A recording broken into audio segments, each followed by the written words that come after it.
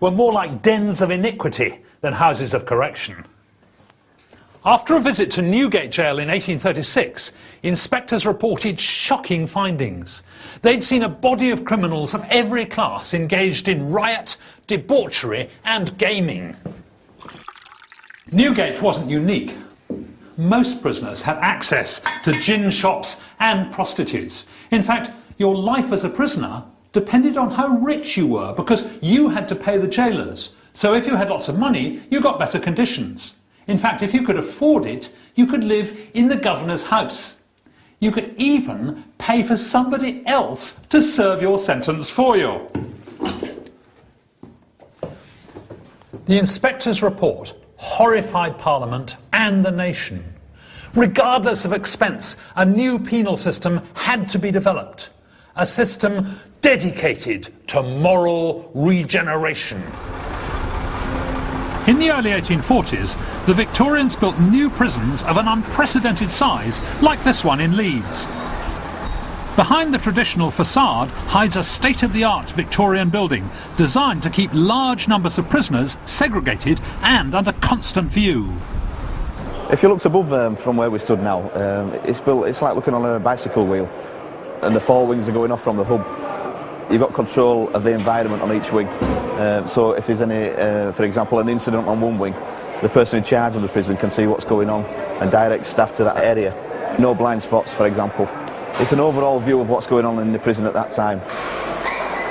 The accommodation wings were built to house hundreds of prisoners, each locked in his own cell. The cell itself is physically the same as it was a long while ago. And interestingly enough, in this establishment, several prisoners prefer to be on this side of the prison and in a cell like this than they would to a cell that was built about 10 years ago. Victorian prisons were built to enforce a new penal system. For prisoners, it was out with gambling and women and in with punishment and retribution, a regime known as solitude and servitude. Victorian prisons were crowded, but for the prisoner, solitude meant isolation. They weren't allowed to speak to one another, and they had to wear these Scotch caps, pulled low down so they weren't recognisable.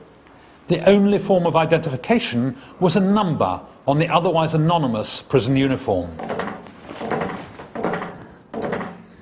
Servitude meant hard work, and the prisoners had a huge range of ludicrous tasks to perform, like this one, the crank. It was completely pointless, and yet they had to turn this 10,000 times a day. That's 1,200 an hour, once every 3 seconds, at this speed for 8 hours solid. And it doesn't do anything, it merely clocks up the numbers.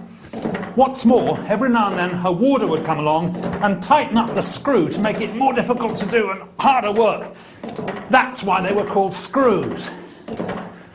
Only 9,947 to go. With all the real dangers Victorians faced on the